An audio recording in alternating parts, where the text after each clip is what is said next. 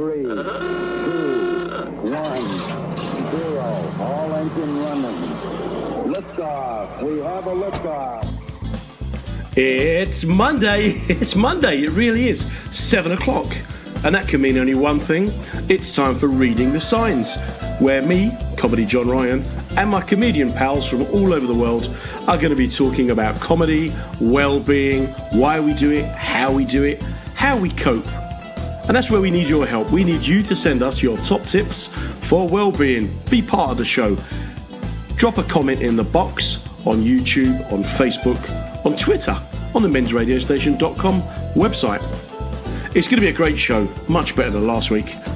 What we're trying to do is think exceptional, which, funnily enough, is the motto of WJ, our show sponsors.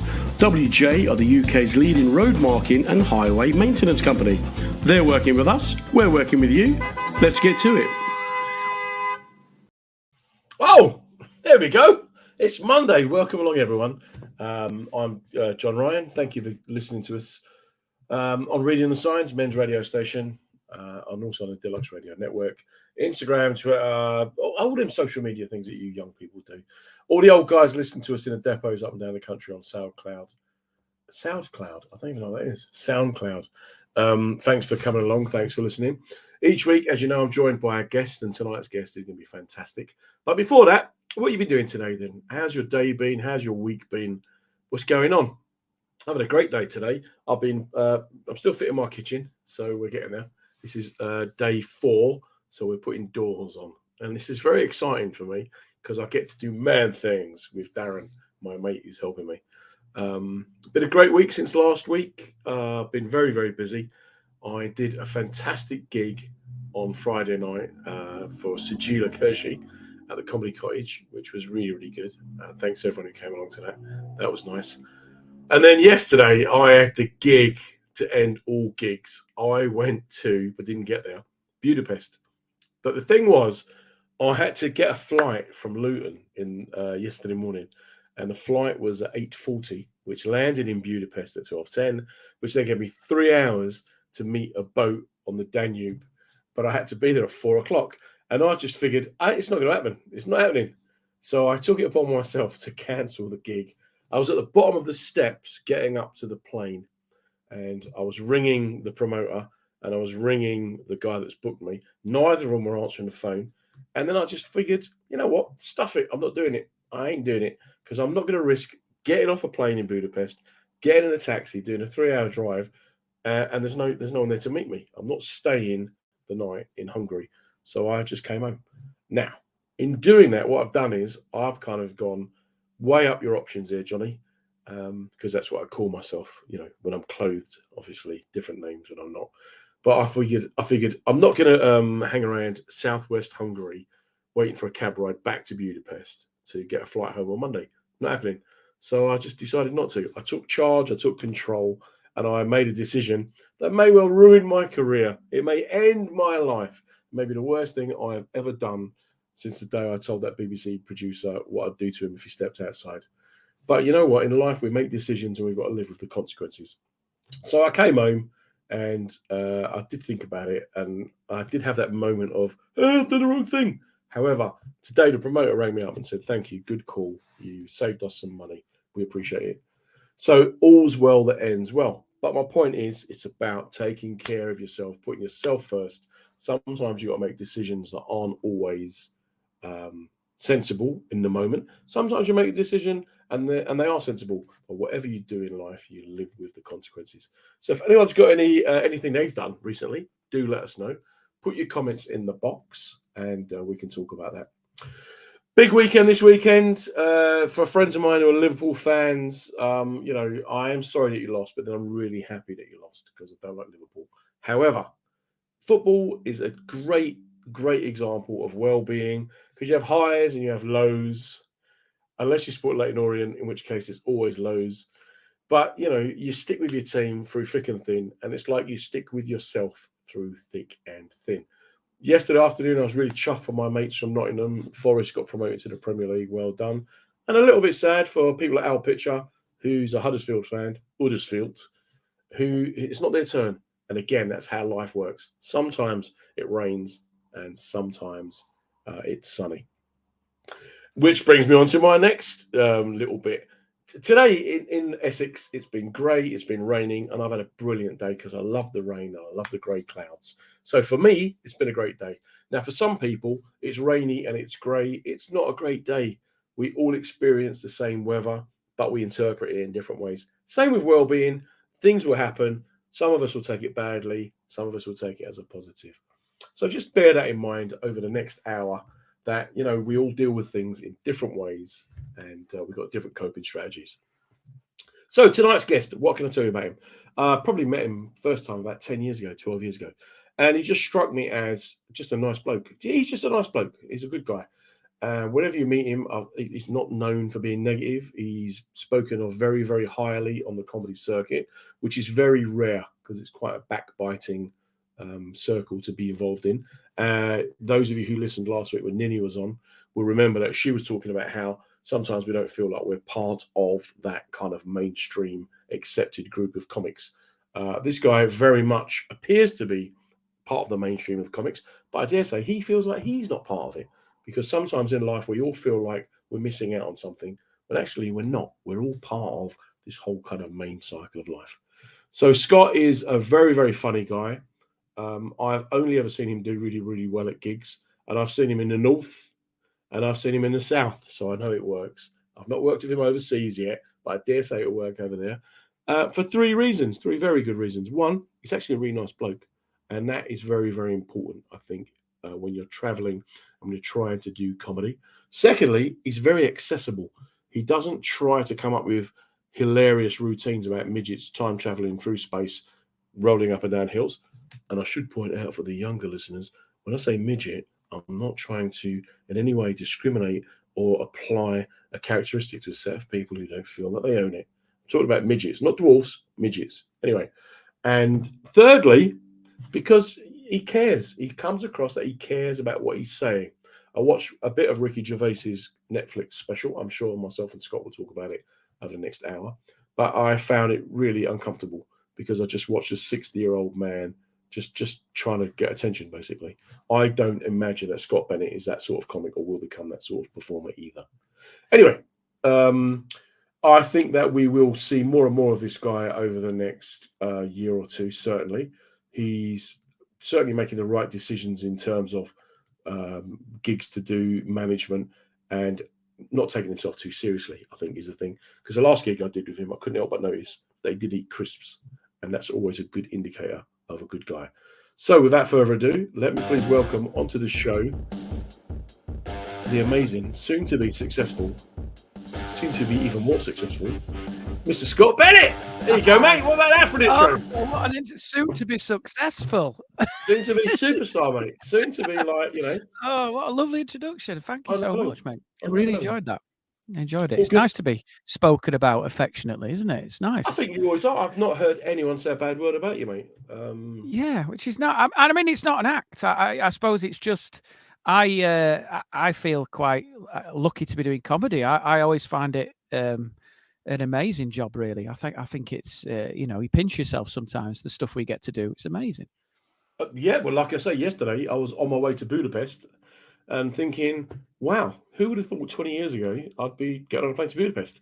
Yeah. And then when I didn't get on the plane, I was thinking, who would have thought I wouldn't? No, but most people who know me would have said, he won't get on that plane. Yeah. Well, that in a way is a metaphor for comedy, isn't it? You got the booking in Budapest, you were quite excited, you didn't make it there, and that's what comedy's about. I think it's like it keeps you on your toes, doesn't it? You have a moment of success, and then something comes along and goes. Just keep yourself grounded, my friend. There's still work to be done here. Don't think you have arrived. What have you been doing today? How's your Monday been? Well, it's been a bit of a weird one because kids are off school.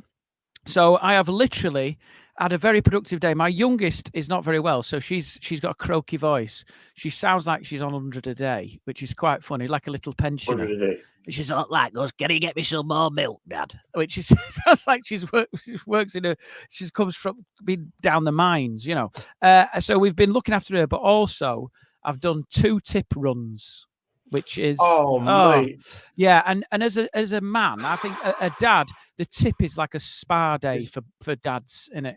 It's beautiful. Something So, wonderful. with your local tip, do you have to book or can you just turn up? No, we just turn up, mate. We're rock and No. roll in Nottingham. We just rock up. Everyone, they'll let you in. They're a little bit, since COVID, they've got a little bit more sort of focused on what you're doing. So you have to have everything separated before you go in there. And then you'll occasionally get the nod of, not in there, mate. No, not in there, pal. And that's enough for them to just say, we're watching you. But I love it there, John. I love it. It's just Do beautiful. people dress up to go? Or is it just... It's like a day out.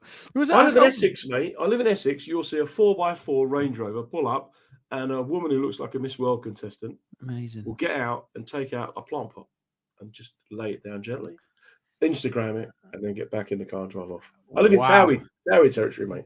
I want to come. Your tips have got much more. Ours are just sort of broken men carrying wardrobes. No. They've got Oh, nothing no. as stylish as that. I had to get rid of a pallet today, which I was worried they weren't going to take. Because the guy before me turned up, he had 2 painted pallets and a natural pallet, and they went, "We ain't taking the painted pallets, pal." And I was Look at my face. Look at my face. You took a pallet to the tip. I took a pallet, mate, to the tip. Oh, Should I have upcycled it into a cupboard, John? A bar, a coffee table. That's just more work, though. It's isn't limitless, but you've got to have an more outside bar. You have to have an outside bar. I've got the shed. I drink in here. I don't need the bar. But I got rid of loads of stuff. Our side of our house, we've had this extension built. It looked like Steptoe's yard. So I just filled Gemma's car. Gemma's car's the tip car because it's like an estate. I filled it right up. And you know when you fill it to the point where you've got timber hitting your head, you're driving underneath chipboard and you think, I'm not sure this is safe. I can't see any wing mirrors. I'm just looking out the window like Ace Ventura looking out the windows. I didn't have any wing mirrors. But yeah, and I feel purged, John. I feel like my soul has been cleansed today. Now let's think this through. If it was loaded up that high, if you did have to brake suddenly, say at 27 miles an hour, a small child running in the road, chasing a beach ball, would that have gone through the windscreen? Absolutely, yeah. I mean, they would have been wiped out by chipboard. But I would say to them, it's come from a high-end kitchen. So if you're gonna go, you know, it could have been worse. Could have been quartz that gone through the window, and then they'd have known about it. Oh my God, man, this is just blasphemy. I don't throw quartz. I don't throw quartz. No, I don't throw quartz away. Although I have noticed we have had this kitchen fitted, and I've looked underneath, and it's got printing on it. Yeah. The writing on the and I'm gonna have to get that off. That's doing my OCD no good. When I've had a skinful and I'm laid on the kitchen floor and I'm looking at that printing, looking up, it'll annoy me. How do I get rid of it, John? You should get an integrated dishwasher. Right. This is what I bought today, an integrated dishwasher. And then they rang me up because this is the thing about modern living I struggle with, and you're a dad, so you struggle with it. And they ring up and go, just letting you know that your dishwasher will be arriving tomorrow after 4 o'clock. And Graham, the driver, he will ring you half an hour before delivery time. And would you like to take out the extended warranty? Now, I'm not comfortable. I've not even bought it yet, and you're telling me it may break. Yeah. Well, also as well is that's a lot of like Graham. That's more work than a date he's putting in there. Graham's going to text you half an hour before. He's going to turn up. He'll be wearing a red carnation, carrying a tumble dryer. Exactly. So let's just have a quick few little shout outs. Pam Ford, great comic and great human being. Send me a quick. Hello, love Pam. You. Now, this is our man, Steve Troop. He's our regular. Steve Troop is hilarious. He's what we would call a civilian, but he's just a natural comedian, this guy. He's had some fantastic experiences in life. When I met him, he was homeless. Wow. He's started his own. He's got married. He's got a kid. He's this guy. They're going to make a film about him one day because he's that great. However, he's about 6'6", I think. Help me out, Steve, if I'm doing a disservice. He took his stuff to the tip, and there was a mouse in the car. I'm telling you, man. I'm on him all the time. Write a book. At the wacky races or something. I like him. I sort of envy people who've had that such wonderful. I mean, I'm sure it wasn't all great. I mean, there was probably moments of trauma, but that texture to their life. I think as an artist, you sort of need that. As an artist, we're artists, aren't we? Of course we are. We're artists, darling. You need like that sort of level of trauma to a certain extent. I mean, look, Richard Pryor was brought up. I think he was brought up in a brothel. Eminem was in a trailer park. You know, you don't become comedy royalty in a semi-detached. Are you too well grounded to become a comedy royalty? Is that Well, is that what you're saying? Is that what you're no, alluding to? no, I think it's a strength and a curse in equal measure, actually. Okay. But we Where can are you come in the on to that. family? Do you have brothers and sisters? Yeah, I've got a brother with we've got a 10-year age gap, younger brother. So that was quite unusual, really, because I was at uni and he was only 8. So we sort of like we're close now, but it was like that sort of 10-year age gap was quite weird, really. Yeah, I've not had that sort of closeness. Like my wife's got a brother, I think that's sort of 5 years, and I think you get a little bit more of that closeness. But yeah, 10-year age gap between me and my brother. Got a quick shout out for Chris. Oxy, I know Oxy's- Oxy. Hello, yeah. how are you doing? It's all good. It's all good. We get the strangest people coming along. So just the two of you. So then I guess it's separate families, isn't it? So there's me and my big sister. She's 2 years older than me. Then there's a 7-year gap to my little sister, and then there's about I think 11 years to my little brother. Yeah, And so we were two distinct families, but yeah, more so with us because me and my big sister were like when we were kind of it was quite poor then, but by the time the next two came along, my dad kind of got his act together and he got some work and we got a house and we had a bit of money. So they used to go on holiday to Greece and Italy, but we just used to go to Ireland. So there's yeah. always a little bit of resentment from my big sister towards That's like a football club that started. You were in the Vauxhall Conference, and then an Arab sheikhs come in and put a load of money in. effectively. And like they got Man City, you got Woking Town or something, didn't you? The Woking Town years or something. Someone teetering on the edge of relegation, whereas they were getting everything thrown at them. Yeah. There was that. When you was at school, then what was you like? Was you academic? Were you class clown? What was your story?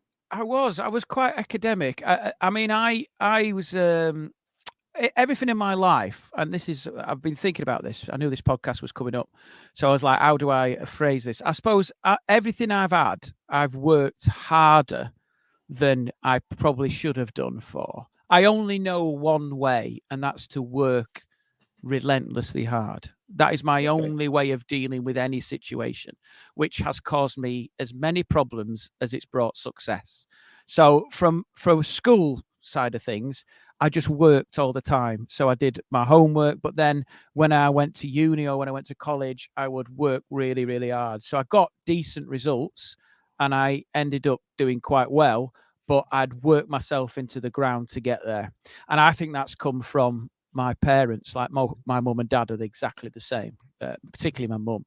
But yeah, at school, I was quite shy and quite nondescript. And I tell you, I remember this. I mean, I'm trying to give a short answer, but it's difficult. I think I came online with a personality, genuinely, about 15. And that was me using the comedy I was into at a time for a substitute for a personality. And that sort of formed who I was at the time, you know. So it's quite an odd thing. I think I sort of changed as I got older, I would say. So were you like academic? Were you bright? How were you? Yeah. Like I said, I did. So I did A levels and stuff, and then I went to uni to do product design, and I got a first in that. But it nearly product design. Product design. What's product. So it's like designing anything, like from sort of watering cans to mobile phones. Mate. I was like a product designer. Oh, look how uncomfortable I am now. I'm like, oh, mate. I could have done your dishwasher. This is my dream. I'm always inventing things. Well, yeah, it's very similar. I mean, that's the same trajectory. I was artistic, but then I thought I can't get a job in that. So I ended up going and doing product design. But Gemma will tell you, because we met at uni, that nearly killed me those 4 years, because I was sort of perfectionism and obsession in trying to make everything perfect. And then the really mad thing about that was I got through my degree and then sort of however many years, 9 years later, picked a career in comedy, which is perfectionism, control freakery. I've literally replicated the same thing in a different field of work. So yeah, I was academic, did well at school, but like I said, didn't really find I could be funny until I was. But you're funny. I reckon you were funny as a kid. You must have been. No, I wasn't, man. I was shy. I was quite odd and quite. There's a common theme here. Dull. Odd. Yeah, odd. And I loved comedy. Like, I got into comedy in a big way when I was 15. And I remember how I got into it. My dad gave me like a cassette. It was on the front of the Daily Mirror. This is going back some. So I must have been about 11. And it was a comic relief cassette. And it was just Oh, wow. comedy. So on that cassette, and I remember listening to it, there was Peter Cook and Dudley Moore doing One Leg Too Few sketch. There was Rowan Atkinson doing the head teacher thing. There was clips from the Young Ones.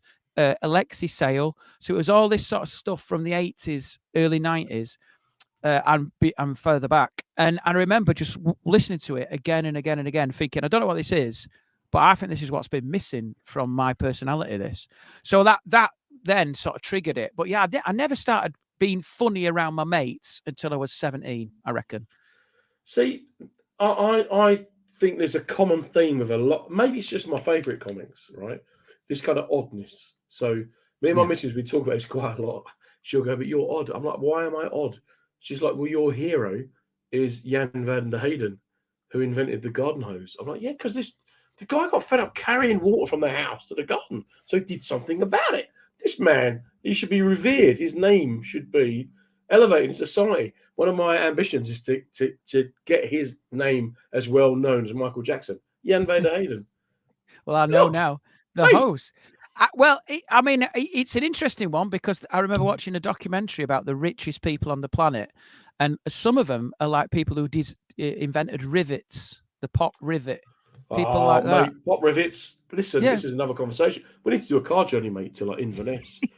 but they are the people who've made a lot of money, but you never know who they are. These guys who don't have to be. They're not Elon Musk in arrogance. They're like, I invented a pop rivet, mate, and I'm a billionaire, and I don't need to tell anyone about it.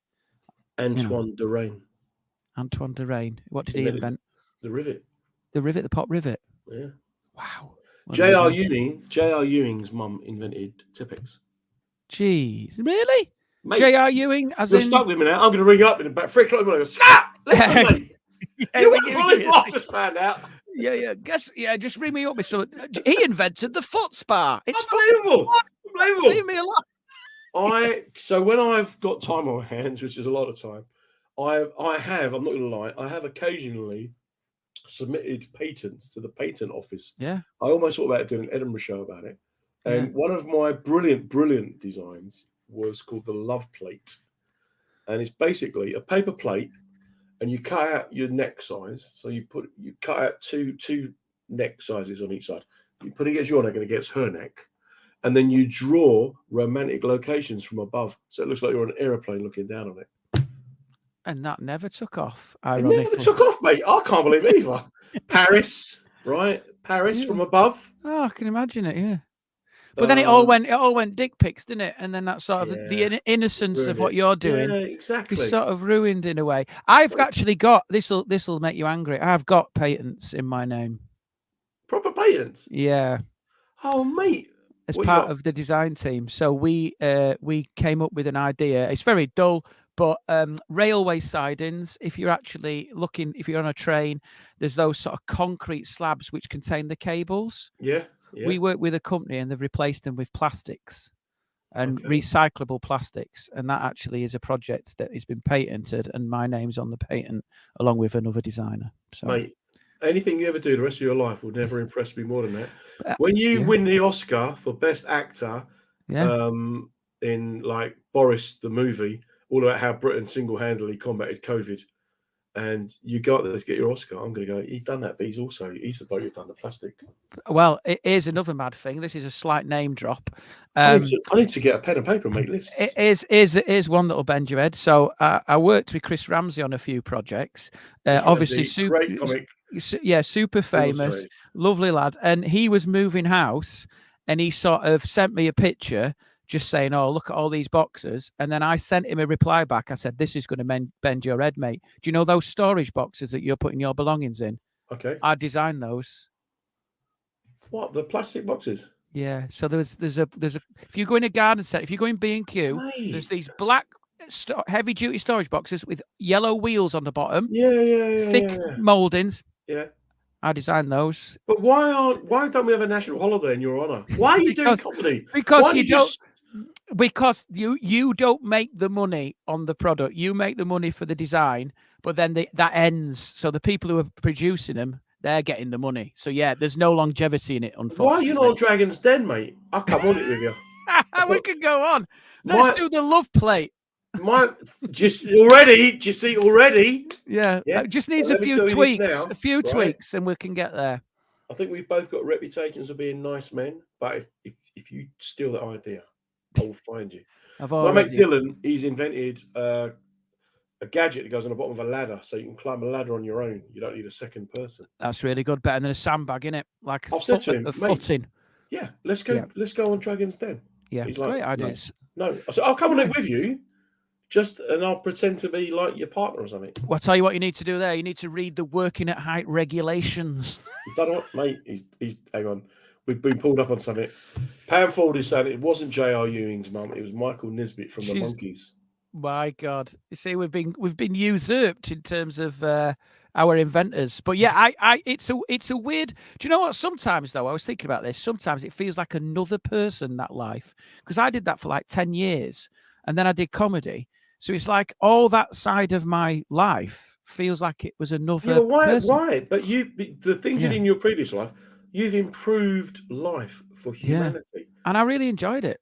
You're like Galileo, mate. You are. You're like one of the big boys. Well, I did. Why would you give that? I'm fed up making the world a better place. Now I'm just going to make them laugh. Well, then I thought, yeah, I'm going to do something for me. You know, after this, I've made everyone's storage box issues disappear. Now I'm going to make my own mental health disappear. Do you think you might be an evil genius? What, like Lex Luthor or something? Yeah, because you started off by trying to make the world a better place. Then you just tried doing, I'm going to tell you what I did.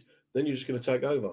Yeah, and then and then I'm now doing comedy, which just feels entirely selfish. But yeah, it was weird. And I've got a portfolio of all my stuff I've designed, which I put on my Facebook page recently. And people were like, you didn't do that. I've not seen that. I'll send you a link. Cookers, washing machines. Oh, mate. People are like, have you designed those? I was like, yes, because that's what I did for 10 years. You might be my new hero.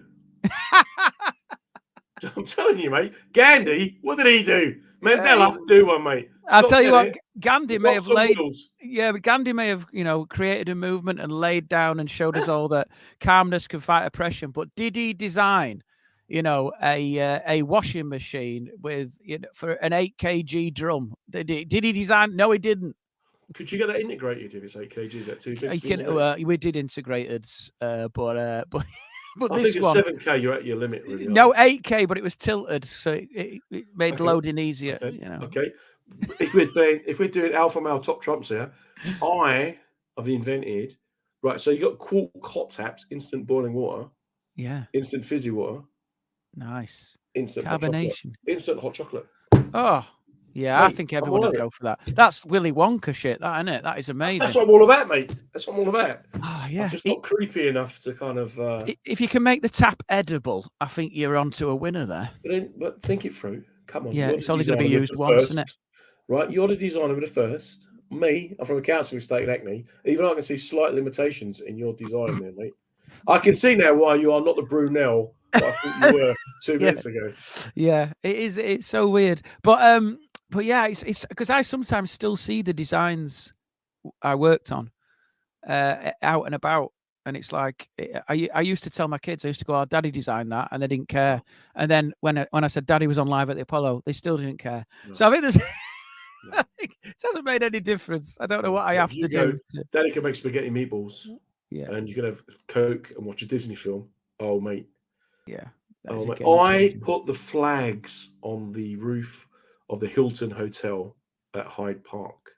Nice. And that's high. Is that the one they base jump off, isn't it? All that, mate. And I did it with a guy called Alan from Thetford, who was my supervisor, and I was a sheet metal worker and installer, and he was the father-in-law of the boss. So they brought him in because he'd retired, and he had two problems. One was he had a fear of heights. Wow. And the other was that he was a little bit claustrophobic. So that's probably the worst career he could have picked. He was helping out 2 days a week. So we would turn From up. the ground. That's it, John. No, it's better than that, mate. We would turn up. I would load the lift up, take the stuff up to the roof. He would then walk up the stairs. By the time he got to the roof, I've got all the kit out. Then he would stand no more than 3 feet from the doorway with binoculars while I was welding, and he'd go, "Move back a bit, lad. No, you need a bit more heat on that one. Need a bit more heat on that one." And every time I used to pass those flag posts, I'd be like, "They're going to come down." I put them up. They're going to come down. They've not come down yet, mate. You did a cracking job. Never, I just like it was like the peeping Tom of sheet metal working, isn't it? Mate, That's it. You missed one. You missed Happy one. days. Happy days.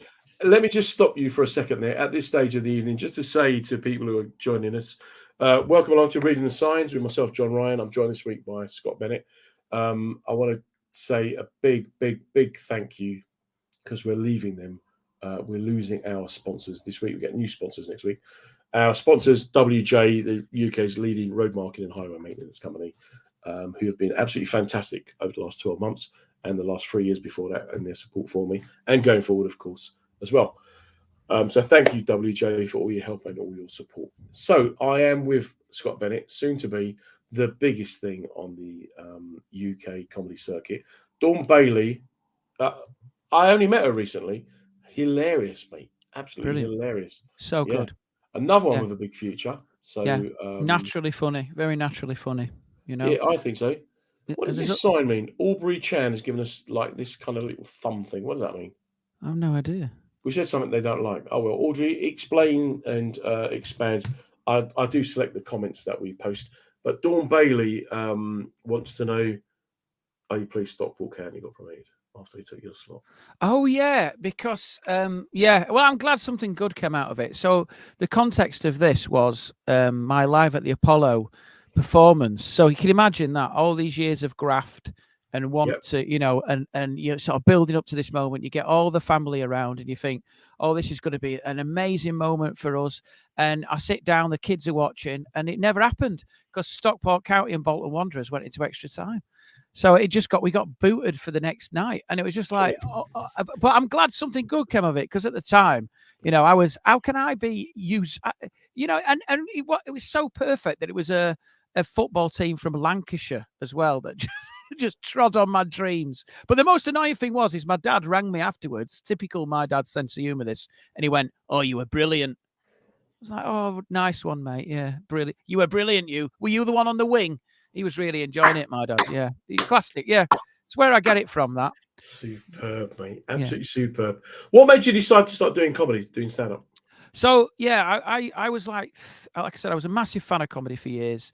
Really loved it. And then when I got to about 30, we got one kid on the way, and then I thought I need something to get out of the house to do. I didn't, but I I was really into comedy and really enjoying comedy. And then I thought I'm going to start writing stuff because it never clicked with me that I could do stand up. I never thought I could. I'd been to see it a lot. And then when I was 30, I thought I'm going to do it. And I put my name down for an open mic in Nottingham, which was a gong show, you know, where the audience vote you off. Was that Spiky Mike's gig? Yeah. So it was like the only stage time you could get. And it was 5 minutes above a pub, Halloween. Gemma was in the audience. There's about 9 other people. And I ended up winning it on my first go. And I think then I got in the car afterwards and she was like, "Well, what do you think?" I was like, "I don't know. I feel like I can do this. I feel like I didn't feel nervous. I just enjoyed it." And I think that's the first sign as a comedian. If the enjoyment overrides the nerves, then I think you've got a future doing it, to be honest. Yeah. I only did it. I was only going to do 3 gigs because I wanted to write. So someone said to me, if you do stand-up comedy, you'll get a performing CV and sell your writing. So that was it. I never wanted to be a stand-up comic. I don't see myself as a stand-up comic. But it fascinates me when I meet people like yourself, who I see as proper stand-up comics. Like I say, I've seen you smash it in the north and smash it in the south. So you've got that, you know, every man kind of. I get the feeling that I'll go down to Witherspoons and I'll bump into you. It's that kind of. Yeah. Whereas on the circuit, obviously, you wouldn't admit to going to Witherspoons. Well, I think there's a thing with comedy for me. I grew up watching people like Dave Allen. Like my dad would sit with me and watch Dave Allen and stuff. So for me, the comedy of relatability has always been the stuff I've gone for. I admire people who do surrealism and like emo Phillips, or do something where it's maybe a little bit more cerebral. But like for me, I don't think there's anything better than a comic coming out and doing brilliant observational humor. Like I remember sitting in an audience watching Peter Kay before I even started stand up. This was like 2007, maybe 6, might even been earlier. And I remember looking across down the aisle and watching people holding themselves in pain and actually saying, stop, just stop, because they couldn't keep up with it. And there were tears going down their faces. And I was like, how good is that as a skill to just walk out, pick up a mic, and you are doing that? That impressed me more than any music, and any acting. And I just thought, God, the ability to hold a room in there, and they have the energy to conducting the energy in a room. As soon as I saw it, I thought, I want to know how to do that. I want to be able to do that. Yeah, I remember I used to go and watch a guy called Brian Higgins. Yeah. Who doesn't really do comedy anymore, and I just thought he was the funniest man I'd ever seen. Yeah. Hilarious. And I was brought up on Dave Allen and Billy Connolly and a guy called Noel Tobin, an Irish guy, and Jimmy Cricket. And I just remember watching Brian thinking, why is this man not a superstar? So being funny is clearly not enough. You've got to have that. I think you can't put your finger on it. I think a lot of it is to do with the personality and the material coming together. And I think that's the thing. For years, I think the mistake comics make sometimes, or newer comics, is they go, I want to be this comic. And I don't think you can control that as an act. I think you are the comic. Your voice comes after like 10 years of doing the circuit. You go, oh no, this is who I am. And I think for me, I've always been my funniest when my transition from who I am off stage to on stage is seamless. And that's what's happening now. Like I can go on stage as me. I'm not embellishing anything. I'm not trying to be a different persona. And I think that's when you get funny. When people think it's just you being in that moment with them. But what they don't see is obviously that you're gigging so hard, that you're so sharp, that you're looking down over all this material going, I can pick and choose bits that are going to make you laugh so much. I try and say to people, I bring a bucket on stage with me, and then I reach into the bucket and go, here's that bit, or there's that bit. And then from doing so many different gigs, like Thursday morning last week, I was in front of 12 builders at 7 o'clock in the morning, doing an hour's Edinburgh show effectively. However, there was no alcohol. They haven't paid to get in. I've got to get them, grab them, hold them, and give them something. And then, so when I went on Friday night to a gig where people had paid to come watch comedy, it was just like throwing out. Yeah.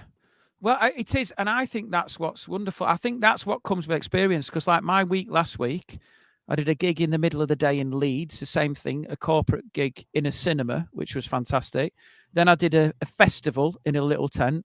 Then I did a comedy club, a normal comedy club with 200 people in. And then on Saturday, I did a gig in an airfield, Elvington Airfield, literally on an airfield. To people sat on deck chairs on tarmac. It was like some sort of hurricane relief situation. But the thing that I loved is I loved every one of them for all different reasons. Because you go, and I think that's when 10 years, as you walk on stage, you go, I've been in this situation before. I'm going to have to get them. I'm going to have to make, this isn't a challenge anymore. This is just, you need to find the gear for this gig. And I think that's I love about comedy more than music, is that comedy, if you can get a relationship with people despite or against all these different variables, then you're really doing your job. Like, it's a rare skill I think people have as comedians. Yeah, I think so. I remember doing a gig for the military in Kosovo, and Ian Moore was on, and Ian Moore is he's phenomenal, right? But then following him was Sean Collins, who's just out of this world. And then I watched the headline act, Terry Alderton. I was compere Terry Alderton pacing up and down, and I was looking at him thinking, like, what has he got to be nervous about? But he wasn't being nervous. He was getting in the zone. Now, more recently, I did a gig. Hal Cruttenden opened and just took the roof off, and then Jen Brister went on and then took it up to the clouds, and then you went on and just took it even further. Yeah. And it's about, sometimes you'll see acts who ride on the energy that's already there. Yeah. But I think what you do, you do it. You don't need the energy. You make a room. You don't have to take a room. Well, I think there's that, and I think there's also. I always think when people say, like a compare, like yourself, you're a great compare, and I think that people like go, oh, the compare was doing too well, or he got the room to. Well, that's the job of the compare. You've got to get to that bar. It's not for them to lower it. And I think there's nothing better than when all the acts are smashing it, because you can just ride that energy. But that's right. But I feel like comedy for me is just one of those things that I remember. The first live stand-up gig I ever saw was Harry Hill in a tiny room in Leeds, and I must have been about 15, 16, and I didn't really know what it was, but I was like, this is so brilliant. And I think what comedy did, and people say, oh, I think there's been this illusion that I find it quite easy stand-up, like people always say it's natural. Well, I think you have to work really hard to be a natural comedian. I don't think there's any such thing. I think you can have an instinct of what's funny, but I think everything needs work. I think this is a job where you get out what you put in on stage. Do you spend your time around other comics, or do you spend a lot of time around yourself and what we call civilians? Yeah, I do. I think because of my comedy comes from life, so I have to have a life around it. But I do watch an awful lot of comedy. Like me and Gemma tonight, when we've put the kids to bed, we will watch Curb Your Enthusiasm, Seinfeld, Partridge. That's how we wind down. That is our Downton on Newsnight. Do you know what I mean? It's weird. We met as a result of comedy because we were both connected that way, and it's been the fabric that's held us together, really. And I think what I now I've sort of thought about my stand-up career. When I first started, I'd watched so much comedy and listened to so much comedy that my rhythm of my stand-up sounded like a comedian who'd been going 5, 6, 7 years. Yeah. So at first I was mimicking it. And then when I started to write, this is what I say to a lot of comics starting, you've just got to write, because that muscle is there. And once you start writing, hone it, and you start, and then you've got that performance, you then start to become like dangerous on stage, because you're like, everything's kicking in at the same time. And I think that's where I am now, is that my frustrations now are not with my performance. My frustrations now are with getting the material to be as good as I want it to be. And then that's the difficulty now. That's the thing that's taking the work now. So when the frustrations come in, how do you cope? When you have the downtime, like, we both kind of mentioned that you can have a gig and it just goes tough, and suddenly you're like, oh. Yeah, what I get, and this isn't to sound arrogant, because I'm not, but I never get really brutal deaths, like where there's room silence. But what I do get is I get apathy sometimes, which is like a gig of like 4 out of 10, where some of the rooms in it, then some of they aren't, and then you feel like you're living joke to joke, and then this side of the room switches off, and then what you do as a comedian is you go in harder, or you go in with more energy, and it jars, and then you come away going, it was like a battle. That the gigs that work, I always think there's two ways of looking at comedy. The gigs that work is like a dance where the energy's together and you're both having fun together. The gigs that don't work is a battle where the energy's there, but you sort of fighting against each other's tide.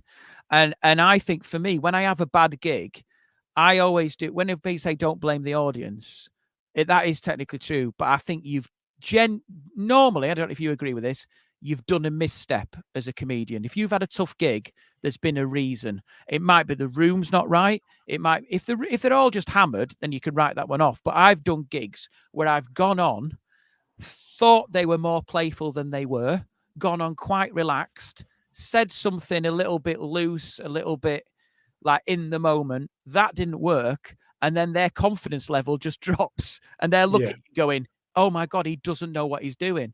And then everything you do after that feels scripted. So I have those gigs, they do happen. And I think when you're sitting in the car, you think, I know I've made mistakes there. And as a metaphor for life, then, good times, bad times, when you're sitting in the car You've had that tough situation. What'd you do? How'd you get over it? How'd you cope? Well, I think a lot of it is as well.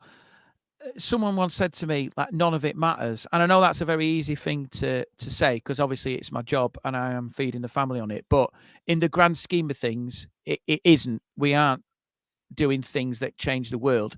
Well, it make people happy, but nothing's in that moment that you go, oh, that's irreparable or whatever. You have to sometimes you just go, that didn't work. And that is a perfectly acceptable thing to say in comedy, and you have to just move on. But I am a bit of self-flagellated, I think that's the term.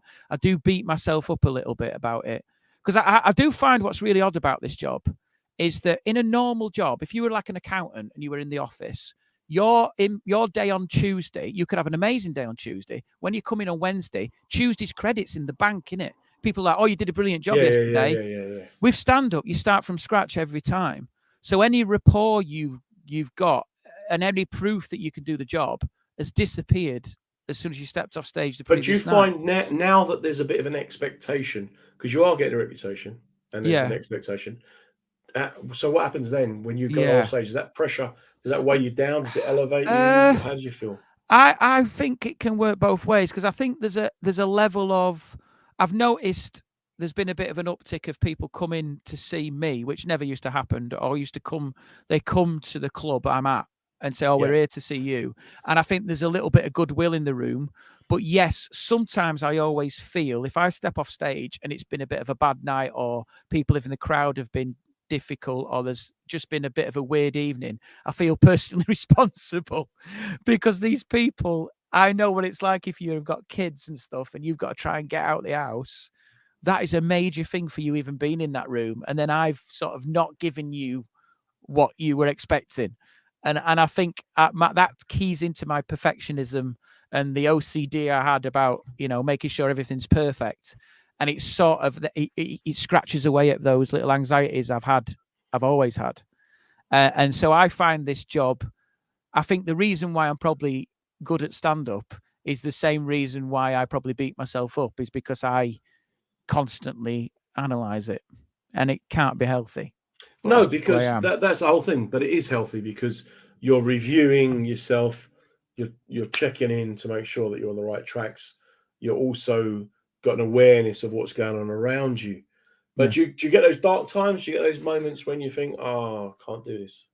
Every week. And people say, like, this is the fallacy in this job. And I'm sure it's the same for you. Perception in stand-up is unlike anything else, unlike any other career.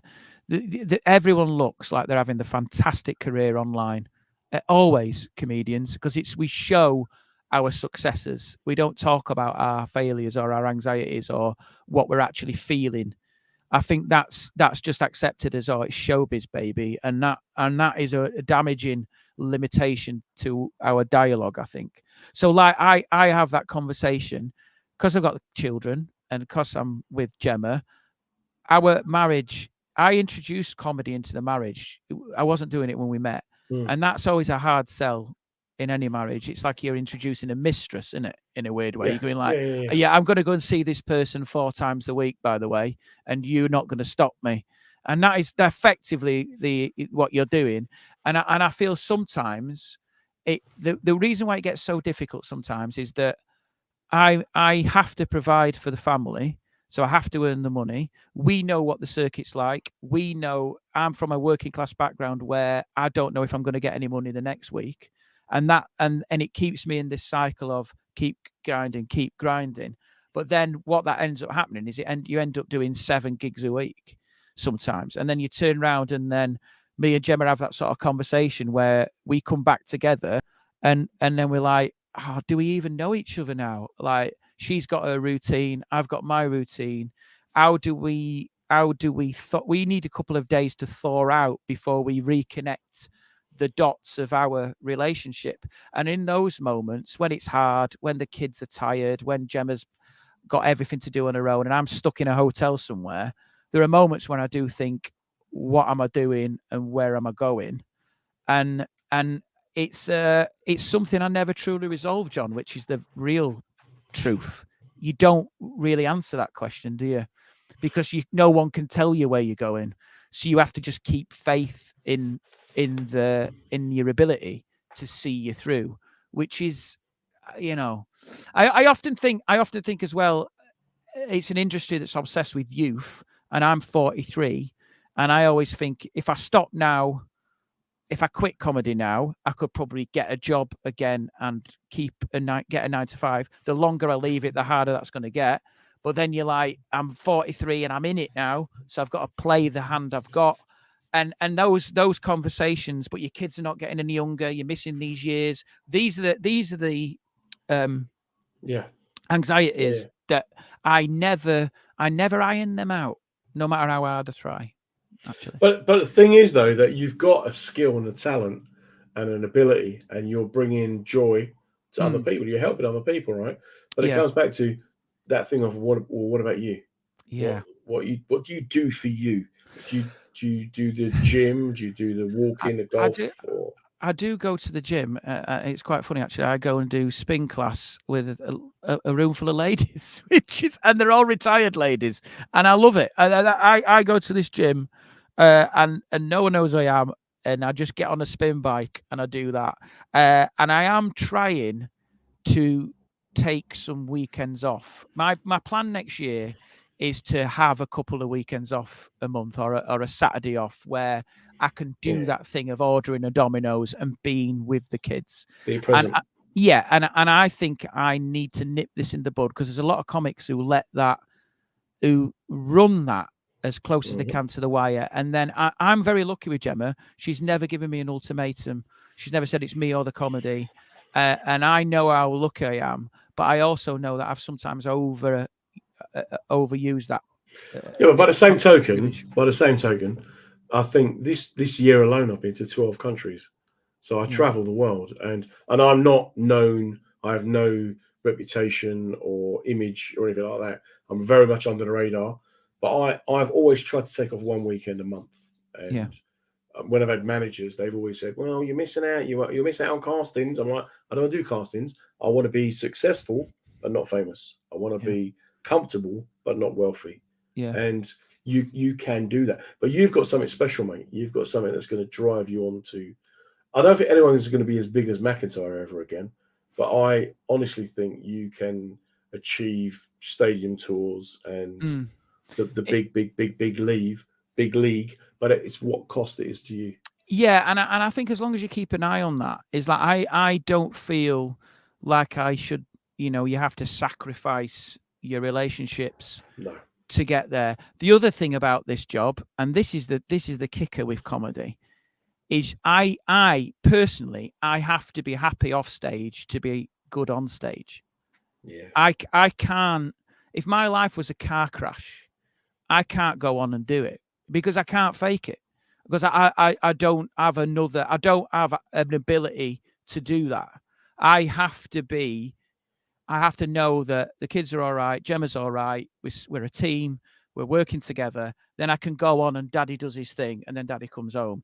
If my whole life was a mess and sort of like I'd ruined relationships, or I'd treated them with contempt, when I went on stage, I'd be like, this isn't what you got this for. Well, that's one of the things, again, one of the many positives I'll say about you is that you're never going to go, oh, my missus, I hate her, or oh, my missus is so ugly, that, blah, blah, blah, blah. But this whole thing of you're on the up, you're trying to raise a family, you're trying to do right, you're trying to be normal, what is it? What, if you can essence that down, what is the one thing you're doing that's keeping you on track? What, in terms of balancing it? Life, and balance, and your health and your well-being and all that.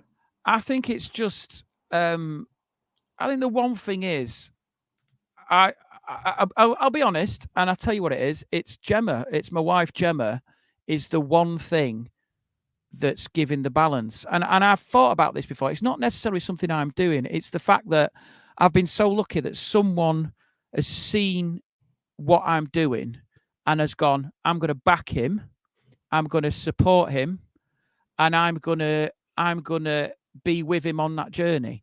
And the fact that she's had to sacrifice other things to support me, I can never pay her back for that. And that is the difference. I think that there's a lot of successful people out there, but if you haven't got that person backing you, and supporting you, Yeah. I do feel like it starts to, the seams start to come apart. So I do think that Gemma's there, and Gemma is the balance. She'll never say to me, don't do that gig. Don't go there. I don't want you to do this. But what will happen is there'll be a moment where I'll say to her, I think I'm doing too much. And then she will say, I think you're doing too much. And I think we need to have a see how we can do this. And it is that sort of person who's there. And as long as you keep talking and you keep that dialogue going. And the other thing that's really helps, I'll be honest, is she's a massive comedy fan. So she doesn't see it as me I am arsing about for money, but she doesn't see it as a road to nowhere. She can see it for what it is. And the fact we do this podcast together, like we did our podcast this morning, actually. We recorded it this morning. So we're doing that together. So I'm trying to bring Gemma into that world with me because she's got a really good comedic voice. She understands comedy. You know, comedy was the one thing. Our first date was stand-up.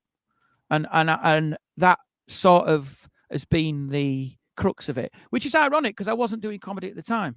So it's like that sort of thing of she was the one. Bizarrely, when I was going to give up my career, she was the one who said, "Go for it. Come on, you can do this. This is the moment to do it. You'll always regret it, and I'll support you." And I think that is the difference. I think if you've got someone who believes in you, and you've got someone who is there for you and can see your vision, and that I'm already a winner. You know. I think, mate, what a fantastic. Positive kind of message to end on. The hour has just flown past, it's been brilliant, mate. I could talk to you all day, mate. I just love your whole attitude to life. I'll let Pam Ford have the final word. Scott is destined for stardom on your own terms. We all see that, and I honestly, you're like the Leicester City of the comedy circuit, mate. We are all rooting for you, bro. No, I think you will. Thank you, John. And it really is. It does mean a lot because I know I always feel in this job, I came to it late, and I always feel that for me, I come to it as a comedy fan.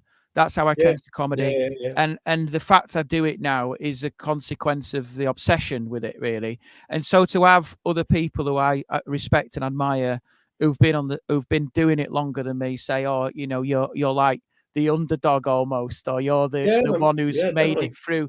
And I just think that, I'd never planned it to go this way, but it just it restores my faith in hard work and passion getting me somewhere, you know? Definitely, mate. Absolute pleasure talking to you. Thank you so much for giving up your time this evening. A pleasure. Just anything you're doing, just stick a link on my page and we'll promote it.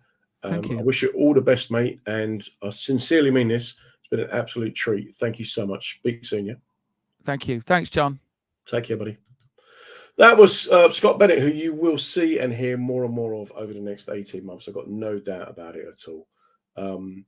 It just shows that, like he said, hard work is a really good way of, making a difference. But having people around you who love you, who support you, who are there for you, again, makes such a difference. And it's so important that we find a way or a path through. The times when we can't find that way or that path through, we need other people to help us, well, then that's where you can get proper help. And Mind, MIND, are always very, very good. Time to Change are always very, very good as well. As always on a Monday night, it's been an absolute pleasure having your company. Thank you so much for coming along and listening to us, listening tonight or on a Monday morning on the podcast. From next week, we've got new sponsors and a slightly new brand. Hopefully you're going to enjoy that just as much. In the meantime, look out for yourselves, look out for other people. Take care. Remember, you're not alone. Whatever's going on in your world, we can do it and we can get through it. Well, that's the end of another episode of Reading the Signs with me, Comedy John Ryan. We're here every Monday night at 7 p.m. talking with comedians about mental wellness, mental well-being, and just trying to get the conversation going. What we're trying to do is show that it's good to talk, and we're also trying to show that everybody can go through the same experiences. A massive thank you to the WJ Group who sponsored the show, showing their commitment not just to mental well-being, but also to reaching as broad an audience as possible. It's great to be part of the mensradiostation.com family, so do check us out on the website, on social media. We'll be back next Monday. You take care. Stay safe, everybody.